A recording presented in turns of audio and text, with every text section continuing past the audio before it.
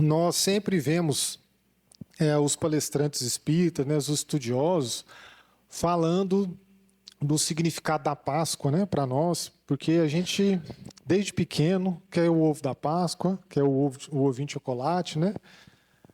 As esposas querem ganhar o ovo de chocolate do marido, as crianças.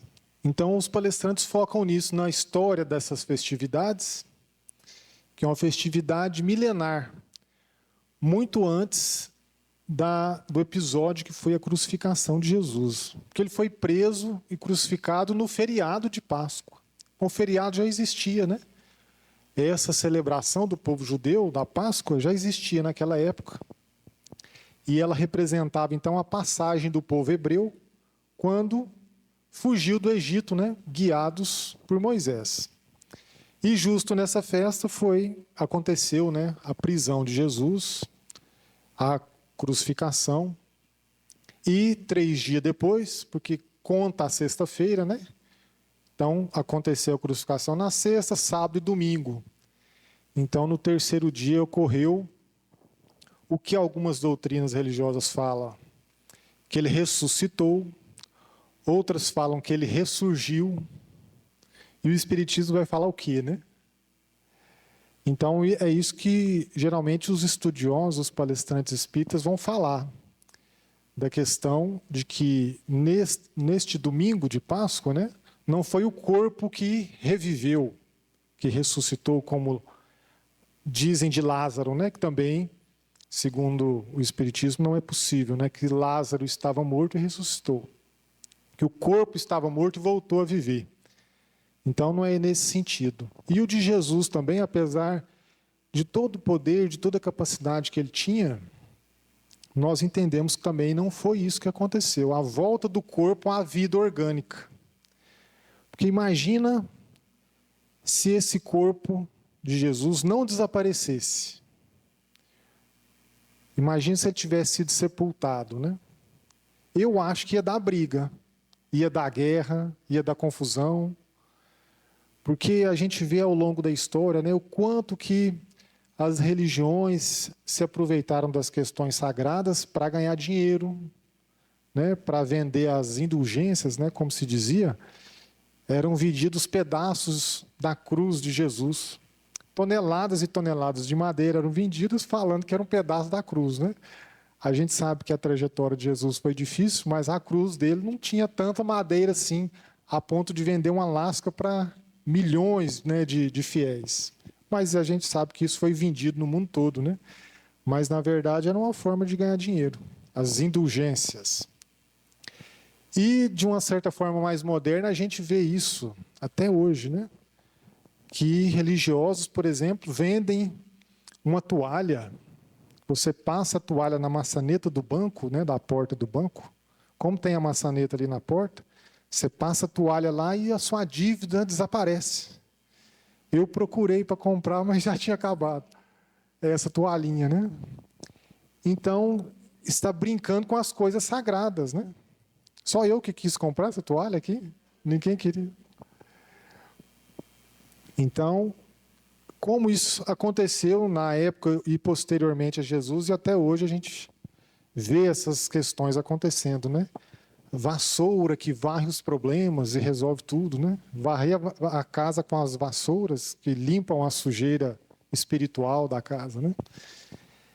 Então, a gente vai ver que depois deste episódio que Jesus reaparece primeiro a Maria Madalena, e depois aos discípulos, e em várias outras ocasiões, até uma multidão, né, que estava reunida na Galileia, a gente vai ver o cuidado que Jesus teve de não deixar os seus discípulos ou de querer confortar os corações dessas pessoas que acreditaram na sua mensagem, nos seus ensinamentos. E a gente vê o quão caridoso é o comportamento de Jesus para querer dar este ensinamento ainda, mesmo depois dele ter sido incompreendido, dele ter sido crucificado, ter sido castigado da maneira que foi. Então, olha como Jesus foi maltratado, né, pela humanidade, mas como ele se comportou perdoando todos esses irmãos, né, que somos irmãos de Jesus, e como ele nos perdoou e continuou aqui conosco, trabalhando, fazendo essas manifestações que nós vamos ver aqui, que nós contamos com o auxílio do Espiritismo para entender, para aprender, né? E a gente sabe que muito do que aconteceu não foi relatado. O João escreveu, né? Há, porém, ainda muitas coisas que Jesus fez, e se cada uma fosse escrita, cuido que nem ainda o mundo todo poderia conter os livros que se escrevessem. Então a gente vê uma quantidade de relatos, né, no Novo Testamento, mas aquilo ali não é tudo que Jesus fez, né? É uma parte da história, né? E o Espiritismo vem mostrar para nós que grande parte, ou a totalidade desses acontecimentos, nós vamos poder descobrir com o tempo, né? Porque esses acontecimentos estão registrados no mundo espiritual, registrados no espaço, registrado porque aconteceu e se materializou essas ideias, esses ensinamentos. Então, a quantidade de testemunhas que viveram esses fatos e não escreveram livros. Depois o Espiritismo veio trazer para nós, porque Emmanuel conviveu com Jesus. Zaqueu, ou Bezerra de Menezes, conviveu com Jesus, e outros espíritos conviveram com ele, e depois vão trazer para nós os relatos, né? Mas a gente vê algumas questões assim, alguns detalhes, né, que os estudiosos vêm pesquisando e nos trazendo. Maria de Madalena foi uma das mulheres assim mais criticadas ou mais excluídas desse grupo que seguia Jesus, porque os próprios apóstolos condenaram a vida que ela tinha. O próprio evangelista Lucas fala, né, que dela foram expulsos 7 espíritos imundos, ou 7 demônios, que pode estar falando dos obsessores, que a acompanhavam, que a perturbavam, mas isso a gente sabe que não é só exclusividade dela, né? Todos nós também temos aqueles outros companheiros, né, nossos de tempos remotos que nos acompanham, que podem ser classificados hoje como obsessores, mas talvez nós somos deles obsessores já também em alguma época. Mas que ela se modificou. Ou que esses 7 na tradução judaica, parece significar um número que mostra a totalidade, sabe? Que representa o todo. Como se tudo que tivesse de ruim, Maria Madalena tinha. Mas então que ela se modificou, porque ela abandonou a vida que ela tinha, seguia Jesus, mesmo com todas as críticas, com todas as condenações, e foi ela que se dispôs, após a morte de Jesus, a ir visitar no domingo o sepulcro. Por que não foi no sábado? Porque o sábado, na cultura dos judeus, era um dia reservado a ficar mais quieto, reservado a Deus, ao estudo. Então, no sábado não se trabalhava, não se colhia, não se plantava. Eram só as questões básicas, né? Então, no domingo, ela, mesmo sabendo que o sepulcro, né, que aquele ambiente onde Jesus estava, era guardado por soldados e tinha uma pedra que obstruía a entrada. Mas, mesmo assim, ela foi. Né? Os relatos dizem que ela foi com as ervas, que eram o que se colocava nos corpos para que se preservasse mais tempo até que fosse feito o funeral, né? Então, essa representação aí mostra as toalhas que Jesus foi enrolar dobradas. O relato bíblico não fala dessa maneira, mas como isso aí é imagem de inteligência artificial, às vezes fica um pouco desviado. Mas fala que o lenço que foi enrolado na cabeça de Jesus, esse sim, dentro do sepulcro, estava organizado. Não como a cama da gente, quando a gente levanta, que tem lençol para um lado, lençol para o outro, e se a gente estiver preguiçoso, deixa daquele jeito mesmo, né? Quem deu uma risadinha aí é porque faz isso. E eu estou vendo Quem está dando uma risadinha, Edinho. Daqui de cima, ó, dá para ver tudo. Mas o lenço do rosto não estava. E na tradição judaica, naquele povo que era mais endinheirado, porque tinha os judeus mais ricos, né? Tinha a classe baixa, mas tinha os mais endinheirados. Quando eles estavam fazendo alguma refeição e terminasse, o guardanapo eles embolavam e jogavam na mesa, jogavam dentro do prato, mostrando para os serviçais que eles tinham terminado. Quando eles dobravam e colocavam do lado do prato, quer dizer que estava continuando a refeição ainda, que não tinha acabado. Então, eles associaram essa questão desse lenço do rosto de Jesus estar sendo dobrado com essa característica, com essa tradição do povo. Ou seja, o trabalho não terminou. O trabalho ainda não foi concluído. Então, Jesus continuaria. Então, para a primeira pessoa que ele apareceu foi para Maria Madalena, que era a que estava mais sofrendo e que estava chorando, né? E aí depois a gente vai conhecer a história, que os anjos aparecem para ela, perguntam por que ela está chorando. E ela vai falar que levaram, né? Ela fala para o jardineiro, fala assim, olha, levaram o corpo do mestre. Mas aí ele vira o jardineiro, né, entre aspas, né? Na percepção dela era o jardineiro. E ele fala o nome Maria. E Maria então reconhece que era Jesus. E aí vai desenrolar os fatos. Ela vai ver que é Jesus, vai ficar feliz com isso, apesar do medo, né, da surpresa. Porque acredito que mesmo se fosse conosco, que somos espíritas, que estamos falando de espírito todo dia, se a gente vê um espírito assim, bem nítido, a gente fica com medo. Ou não, vocês não vão ter medo, né? Ou pelo menos se assustar, quando a gente reconhece mesmo que é uma pessoa que já desencarnou, né? Então, Jesus vai conversar com ela e vai ordenar que ela vá e conte a todos aqueles outros que não estavam ali, né? Simão, Pedro, Tiago e tudo mais. E é realmente isso que ela faz.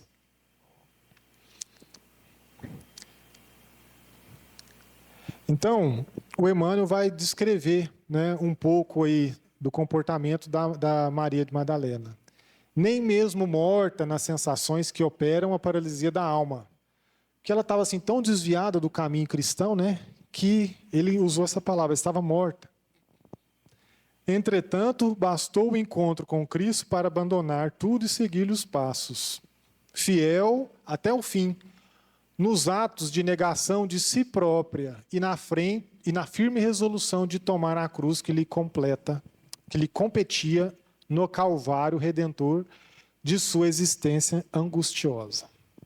Contando um pouco da história dela, né, que talvez esses prazeres, esse comportamento que ela tinha, era uma angústia, né? Era um vazio que ela buscava preencher com esse tipo de conduta, mas que Emmanuel fala, ela estava morta para as questões espirituais. E quando ela encontra Jesus, ela se modifica completamente.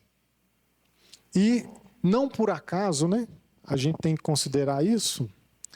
Por que Jesus vai aparecer para ela justamente, né? Então não tem acaso nesses acontecimentos. A gente lembrando que Jesus, tudo que fazia tinha uma explicação, tinha um motivo, mesmo que ainda nós não compreendamos e não possamos alcançar ainda a profundidade desses acontecimentos. Mas com o passar do tempo, né, com o desenrolar das horas, quando Maria dá essa notícia que pode ter sido aceita com certa desconfiança pelos discípulos, porque a notícia veio dela, né? Então não sabiam realmente. Mas Jesus, então, vai até a casa onde eles estavam. Porque qual que era a percepção da época? Falou assim, olha, Jesus foi preso, foi julgado, foi crucificado. Nós vamos falar que somos seguidores dele? O que vai acontecer conosco? Será que Herodes, ou será que Pilatos, não tem a lista já dos cristãos? E vai vir também nos buscar? Então eles estavam assim, escondidos. com medo, né, de sofrer represálias, de serem presos também, de serem castigados. Então, o Novo Testamento conta que eles estavam trancados numa sala. E quem aparece na sala? Olha aí, quem está no meio da sala, né? Chegada, pois, à tarde daquele dia, o primeiro da semana, né, na segunda-feira, que não é bem o primeiro dia, né? Já é o segundo, mas chegaram lá depois que Jesus ressuscitou. E cerradas as portas, onde os discípulos, com medo dos judeus, se tinham ajuntado, chegou Jesus e pôs-se no meio e disse-lhes: paz seja convosco. É ele mesmo que está chegando, né? A paz. E dizendo isto, mostrou-lhes as mãos e o lado, né? O lado onde o soldado tinha perfurado para terminar de matar Jesus. De sorte que os discípulos se alegraram vendo o Senhor. Disse-lhes, pois, Jesus outra vez: paz seja convosco. Assim como o Pai me enviou, também eu vos envio a vós. Eu acho interessante falar isso, porque assim como o Pai me enviou para cá, e olha o que aconteceu com ele. O Pai enviou Jesus. Ele ensinou, fez os milagres, curou, deu exemplo. Mesmo assim foi preso, foi condenado, foi crucificado. Só que um dia após isso, Jesus vai falar assim: do mesmo jeito que o Pai me enviou, agora eu envio a vós. Imagina, agora eu vou enviar vocês para onde? Então os 12, ou melhor, os 11, né? Porque Judas tinha morrido, iriam sair então com a eleição de mais um, né? Para substituir o Judas, para poder dispersar esse conhecimento. Então Jesus veio mostrar para eles a imortalidade da alma, veio mostrar para ele a continuidade, veio mostrar que ele estava presente ainda com eles, que eles não tinham ficado abandonados, que eles não estavam sozinhos, porque o nosso luto, quando nós perdemos alguém querido da família, uma pessoa próxima, né, nós já sentimos aquela dor. Mas imagina esses homens e mulheres que perderam Jesus, que conviveram com ele esses 3 anos, que viram os acontecimentos, viram os milagres, que realmente acreditavam que ele era o Messias. Porque muitos não acreditavam que Jesus era o Messias, e até hoje não acreditam, né? Que Jesus não é o Messias. Até respeitam o seu ensinamento, mas estão esperando o Messias até hoje. E eu não sei o que é mais terrível, né? Eles descobrirem que estão equivocados um dia ou ficar nessa espera que já tem 2000 anos do Messias que já esteve ali, ensinou e não foi aceito. E eles não aceitaram, né? O que vai ser pior para eles? Essa falta de reconhecimento. Então, Jesus já chegou preparando estes homens e mulheres, muitos deles simples, sem a instrução acadêmica, né, sem leitura, como se diz, para que eles continuassem a propagação dos ensinamentos cristãos. E Jesus não perdeu tempo, né? Logo ele já foi falando: do jeito que Deus me enviou, eu venho aqui e vos envio. Olha a tarefa, né, que já estava para começar.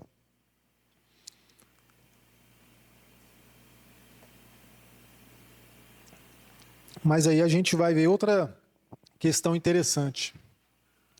O relato bíblico deu ênfase que a sala estava fechada, que eles estavam trancados com medo e que Jesus apareceu. Então, como que isso acontece? Como que um espírito, ou como que o corpo de Jesus entrou ali dentro, porque eles queriam acreditar que era o corpo físico, né? E as religiões ainda acreditam que é o corpo físico. Então, o Espiritismo vem trazer para nós a explicação do fenômeno da materialização e o conceito do corpo espiritual, ou perispírito.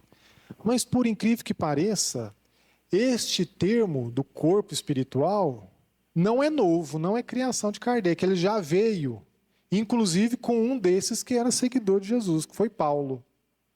Então ele veio falar disso, do corpo espiritual. Só que Jesus não podia falar isso na época, porque não tinha como eles absorverem esse tipo de conteúdo. Né? Já tinham uma ideia assim, apesar deles acreditarem no monoteísmo, né, serem um povo que acreditava no Deus único, diferente da maioria dos outros povos da região, que eram politeístas, que acreditavam em vários deuses, como no Egito, né, a população em geral acreditava. O povo hebreu, o povo mais simples, já era monoteísta, acreditava no Deus único. Só que trazer a profundidade do corpo espiritual, do perispírito, para esse povo, ia ficar incompreendido, ia ficar vago, né, para que eles pudessem perceber. Mas essas aparições que Jesus fez com que esse povo pensasse, deixou a pulga atrás da orelha, né? Como que a sala está trancada e um corpo que não pode atravessar portas e janelas está aqui dentro? E outro fato interessante, como que Jesus ia embora? Ele não saía andando, abria a porta e ia embora. Ele desaparecia. E isso aconteceu também nas multidões, quando os soldados o queriam prendê-lo. Então, a gente vê, né, antes da prisão de Jesus, que os soldados já queriam prender Jesus e não conseguia, porque ele desaparecia. Mas também porque não era a hora de prender. Ele desaparecia no meio da multidão. Né? Então, esses fenômenos colocaram essa dúvida e deixaram, né, registrado isso, porque é impossível, pelas leis da física, um corpo denso atravessar as portas, atravessar a janela, a não ser que foi um corpo espiritual, que este sim pode atravessar e pode se materializar. Como nós já estudamos, como nós já vimos relatos, né, de que a condensação dos fluidos manipulados por espíritos que têm essa capacidade podem materializar objetos, podem materializar corpos, flores, e podem ser tangíveis, e podem ser tocados, e depois de certo tempo eles vão desaparecer. O Chico Xavier mesmo já se ocupou dessas atividades, mas foi recomendado que não continuasse, porque não tinha um objetivo sério, né, nesses eventos. Então, Paulo, né, nas epístolas que ele escreveu, ele coloca esse termo de corpo espiritual. Né? Semeia-se corpo espiritual. Corpo natural, perdão, que é o corpo normal, o corpo denso. Ressuscitará corpo espiritual. Há corpo natural e também há corpo espiritual. Então, Paulo já estava começando a falar algo que quase 2000 anos depois, Allan Kardec, na codificação, veio trazer com o auxílio dos espíritos. O corpo espiritual. Coríntios. Então, isso é muito interessante, esse conceito de ressuscitar. O Haroldo estuda, né, esses livros antigos e fala desse conceito, de como que a gente entende esse conceito. E a gente pensando sobre isso, né, logicamente com o auxílio dele, nós vemos essa questão da ressurreição como um episódio em que nós vamos um dia nos tornar habitantes do plano espiritual.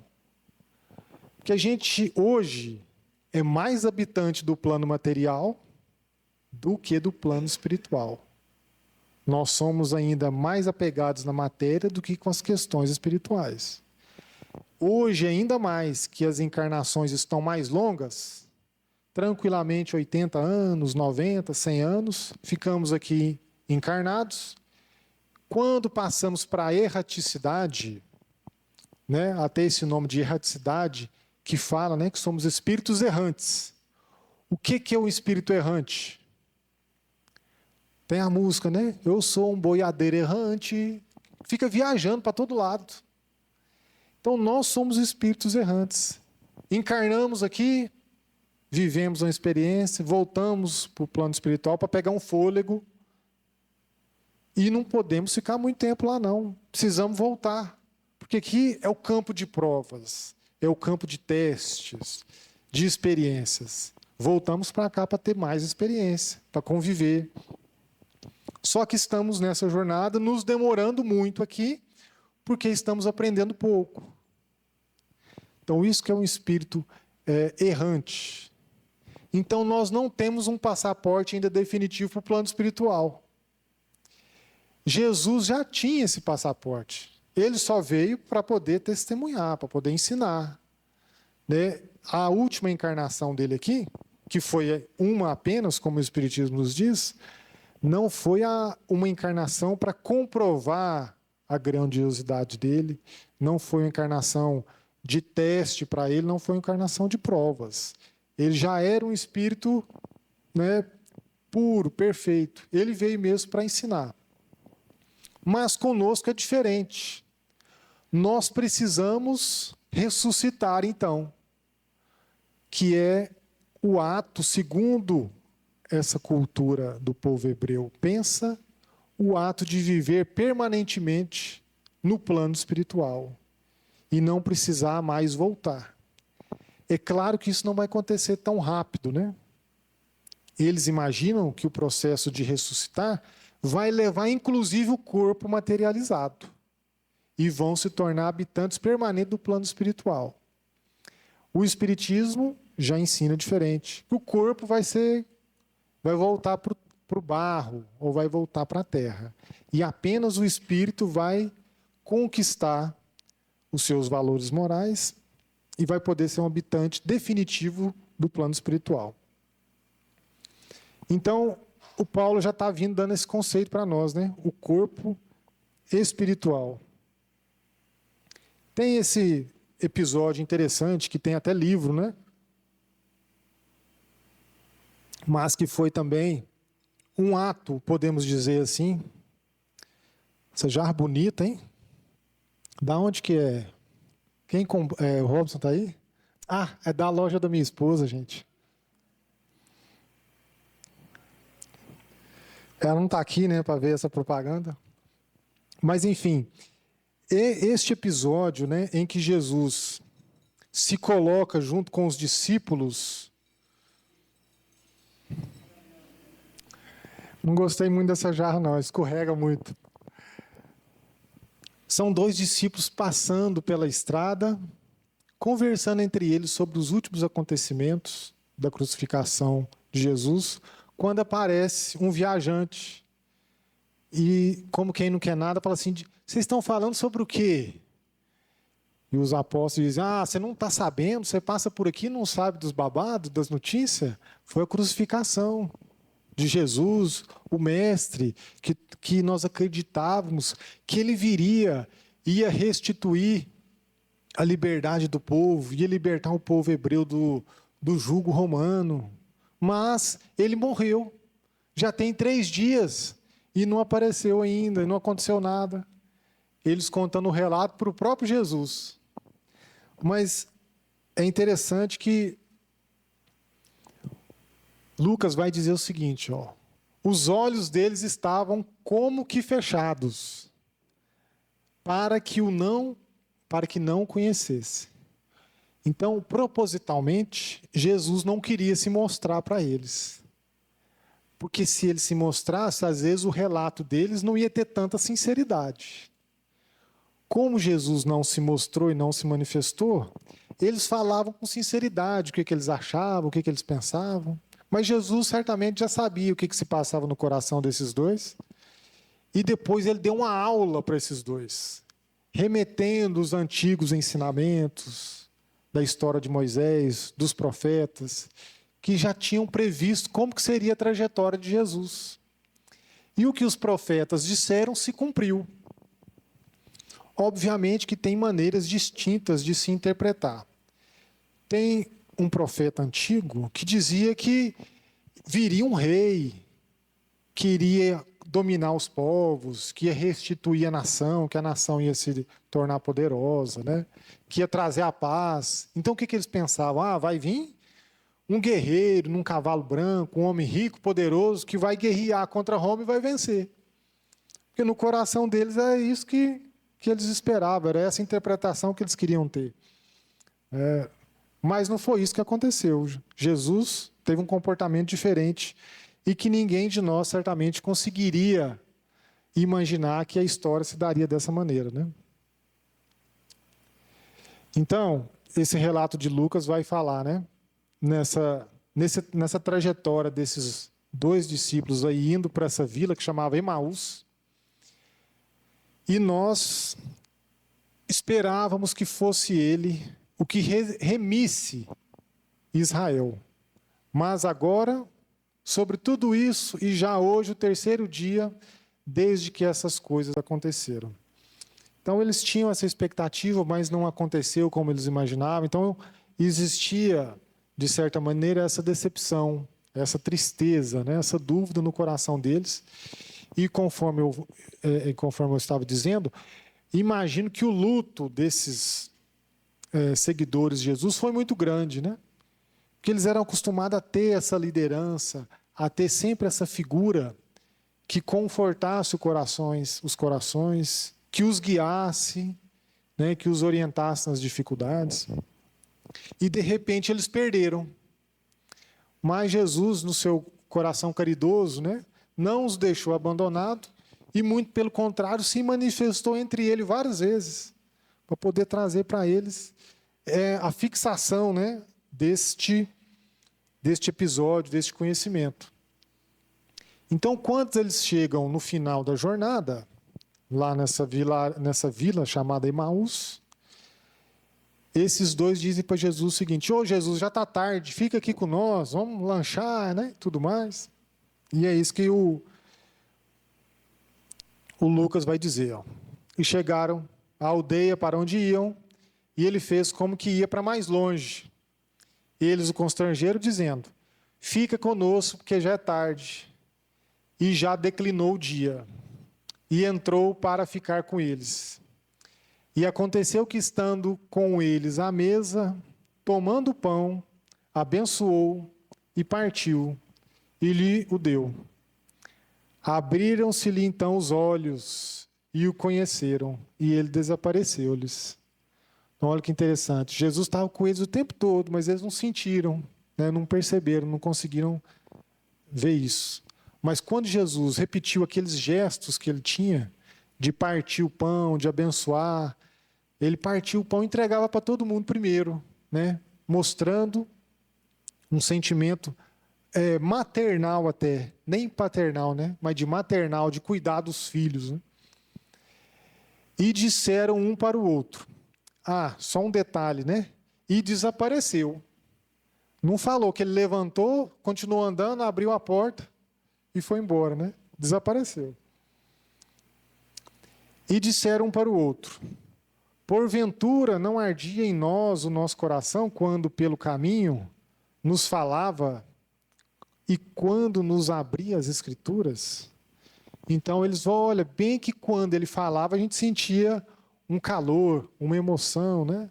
Como eu tinha dito, Jesus, durante a caminhada, foi conversando com eles, mostrando para eles o que os profetas já diziam e o que aconteceu. Então, esta foi mais uma, né, passagem que mostra aí a aparição de Jesus depois que ele desencarnou. Uma outra grande mensagem que vai ser deixada, né, é quando ele reaparece para uma turma lá de discípulos, só que entre eles não está Tomé. Então, Jesus aparece, mais uma vez conversa, ensina, acalma e desaparece. Só que Tomé não estava junto. Depois eles contaram para Tomé, falaram: Tomé, Jesus esteve aqui. Aí o que o Tomé vai falar? Eu não acredito não, só se eu pôr o dedo na ferida. Mas gente, mas Tomé também era terrível, né? Mas isso não é um personagem que existe até hoje. A gente também não é Tomé de vez em quando? Eu não acredito que isso possa acontecer. Eu não acredito que esse problema possa ser resolvido. Eu não acredito na fé. Eu não acredito que o mundo tem jeito. O mundo não tem solução, não. Eu acredito. Estamos sendo Tomé, um personagem, né? Que existiu lá, mas que um pouco de Tomé existe em nós até hoje, né? Temos a fé muitas vezes vacilante. Então o João vai dizer, né? Ora, Tomé, um dos 12, chamado Dídimo, não estava com eles quando veio Jesus. Disseram-lhe, pois, os outros discípulos, vimos o Senhor. Mas ele disse, se eu não vir o sinal dos cravos em suas mãos, e não puser o meu dedo no lugar dos cravos, e não puser a minha mão no seu lado, de maneira nenhuma o crerei. Então está sendo muito enfático, porque não acredita de jeito nenhum, né? Então hoje nós vemos o materialismo, né, muitas vezes tomando conta das mentes, dos corações, o tanto de fatos, o tanto de eventos que nós já tivemos, né? Mas continua, né, esse pensamento. Preciso ver para crer. E 8 dias depois, estavam outra vez os seus discípulos dentro de uma sala, dentro de um local fechado, e com eles Tomé. Chegou Jesus. De novo, eles escondidos, trancados numa sala. Quem que aparece dentro da sala? Sem abrir porta, sem pular janela, né? Jesus. Estando as portas fechadas, e apresentou-se no meio e disse, paz seja convosco. Depois disse a Tomé, alguém contou para Jesus que o Tomé não acreditava nele? Ninguém contou, né? Porque não encontraram Jesus mais. Mas Jesus, já conhecendo o coração de Tomé, já se dirigiu a ele. Tomé, põe aqui o teu dedo, vê as minhas mãos, e chega a tua mão e põe-na no meu lado. E não seja incrédulo, mas crente. Olha a grandiosidade de Jesus, né? Tudo que o Tomé tinha falado, que ele não acreditava em nada, sem ninguém contar para Jesus, Jesus falou, não, vamos ver aqui os cravos, toque em mim, toque aqui no meu lado aqui do corpo, onde a lança perfurou, né? E Tomé respondeu e disse, Senhor meu e Deus meu. Disse-lhe Jesus, por que me viste, Tomé? Creste. Bem-aventurados os que não viram e creram. Então, esses são, assim, os que estão crendo com o sentimento, né? Com o coração. Mais um episódio, então, em que Jesus se manifestou, né, depois do seu desencarne, para os seus discípulos. Por fim não, ainda tem mais alguns episódios, né? Jesus, novamente reunido com os seus discípulos, disse, paz seja convosco, assim como o Pai me enviou, também eu vos envio. Foi aquele episódio que o João já tinha narrado, né? E havendo dito isto, assoprou sobre eles e disse-lhes, recebei o Espírito Santo. Então, este conteúdo aí, grande parte, né, desse conteúdo, dessas imagens, eu fui pegando de estudiosos evangélicos ou católicos, né? Então, na mente deles, o que é Jesus soprando? É Jesus soprando mesmo. Como está representado ali. Mas será que é assim que a gente entende o sopro?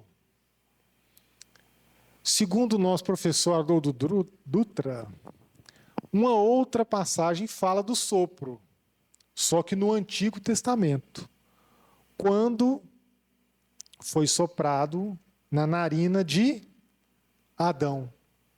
Foi o sopro, quando recebeu vida, quando recebeu fôlego. É o mesmo verbo lá do hebraico. Então não é esse entendimento aí do sopro do ar sair do pulmão e ele direcionar, soprando o Espírito Santo, mas derramando sobre eles o Espírito Santo. E para o Espiritismo, o que é o Espírito Santo, hein? Fala aí, Dinho. O Espírito Santo. Alguém sabe o que é o Espírito Santo? A Valéria sabe, ela falou lá, mas falou que não vai falar, não. No meu entendimento, é a coletividade de espíritos elevados que estão a serviço de Jesus para a redenção da terra. O Espírito Santo. Um conjunto de espíritos bons, de espíritos muito mais evoluídos do que nós, que estão a serviço de Jesus. Porque a gente já falou isso algumas vezes. Jesus pode fazer tudo sozinho, pode resolver todos os problemas. Deus também. Só que é da prática deles que os superiores deem serviço para os inferiores. Como a mãe em casa, querendo que os filhos, que a filha, que o filho aprendam as lições de casa, o cuidado com as roupas, com a louça, com a cama, põe o filho para arrumar a roupa, para lavar a louça, para passar um pano na casa. Ela até conseguiria fazer tudo, porque é esperta, tem prática, mas quer deixar eles trabalharem para eles aprenderem.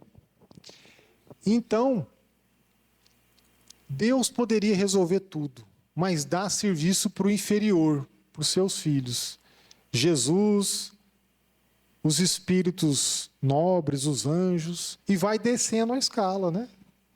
Chegou em Jesus, ele designou os espíritos superiores para que acompanhassem esses 12, para que eles saíssem no mundo, para que eles caminhassem, para que eles continuassem esparramando a mensagem, os ensinamentos de Jesus, a doutrina cristã, para confortar os corações, para a progressão dos povos, para evoluir as almas. Receber o Espírito Santo. Então, vocês não estão sozinhos. E nós também não estamos sozinhos, né? Nós temos os nossos anjos protetores, os nossos orientadores, que são superiores a nós, e estão empenhados em nos ajudar e nos assistir para que a gente possa evoluir. E da mesma forma também é cobrado de nós que a gente auxilie os menores do que nós, os filhos, por exemplo, ou aqueles necessitados, que em certos momentos então, estão em situações de carência, de sofrimento.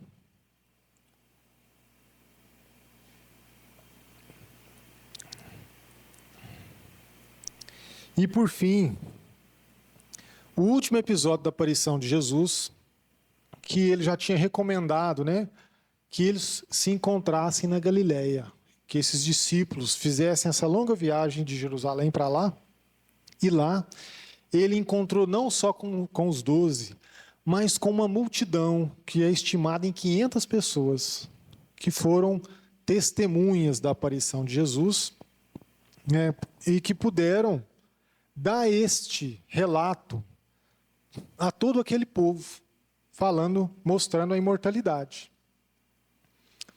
Depois foi visto uma vez por mais de 500 irmãos, dos quais vive ainda a maior parte, mas alguns já dormem também, ou seja, já desencarnaram, né? Aqueles, pois, que se haviam reunido, perguntaram-lhe, dizendo: Senhor, restaurarás tu neste tempo o reino de Israel? É hoje que o Senhor vai tomar o poder? Hoje que Israel vai virar um reino, que você vai expulsar os romanos? Jesus disse: não vos pertence saber os tempos ou as estações que o Pai estabeleceu pelo seu próprio poder. Mas recebereis o poder do Espírito Santo, que há de vir sobre vós. E ser-me-eis testemunhas, tanto em Jerusalém como em toda a Judéia e Samaria, e até os confins da terra.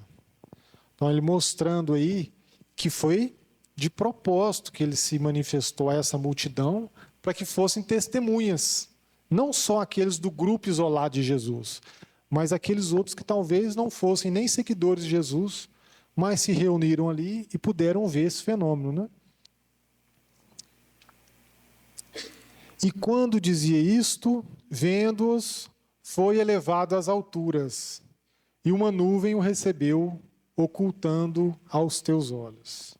Então, depois desta última aparição de Jesus, ele subiu aos céus, ocultando por uma nuvem, dá a entender que são outros espíritos, também elevados, que estavam presentes nessas manifestações, e Jesus, então, ascende aos céus definitivamente, não querendo dizer, óbvio, que ele foi embora, que ele nos abandonou, E não necessariamente que ele vai voltar. Porque é muito comum a gente ver, Jesus vai voltar. Toma cuidado com a sua conduta, que Jesus está voltando. Mas está voltando da onde, Ele não foi embora, ele é o governador da terra, ele está aqui,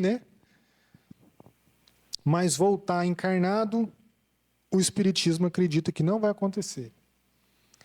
Nos ensina isso, Algum tempo depois, nós vemos aí uma outra manifestação também muito forte, que associa o Antigo com o Novo. O Antigo Testamento com o Novo Testamento. Pentecostes foi a palavra que escolheram para exprimir tão notável acontecimento. Deriva do grego, significa 50 dias. Pentecostes, depois do Pentecostes, aliás, de 2 Pentecostes nos fala a história. Pentecostes dos judeus e dos cristãos. O primeiro, a glorificação do Antigo Testamento. O segundo, do Novo. No primeiro Pentecostes, foi quando se comemorava 50 dias da recepção das 10 leis mosaicas, dos 10 mandamentos. Então, eles faziam um evento, uma comemoração. E também, 50 dias depois da festa da Páscoa, propositalmente, 50 dias depois, para coincidir, é celebrada a ressurreição de Jesus Cristo. Então, o que a gente quer mostrar com isso?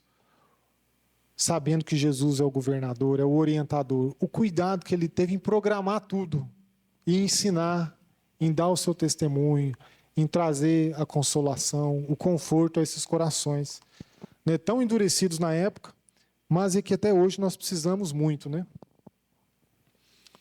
E para a gente encerrar, dentro desse assunto do trabalho, da caridade, essa mensagem que eu resumi ela bastante, de São Vicente de Paulo, nos orientando o seguinte: sede bons e caridosos, eis a chave dos céus, que tende nas mãos. Toda a felicidade eterna se encerra nesta máxima: amai-vos uns aos outros. A alma não pode elevar-se às regiões espirituais senão pelo devotamento ao próximo. Não encontra felicidade e consolação senão nos impulsos da caridade. Sede bons, amparai os vossos irmãos, extirpai a horrível chaga do egoísmo. Vossos males provêm do abandono voluntário desse resumo das leis divinas. Lede, pois, essas páginas ardentes sobre a abnegação de Jesus e meditai-as.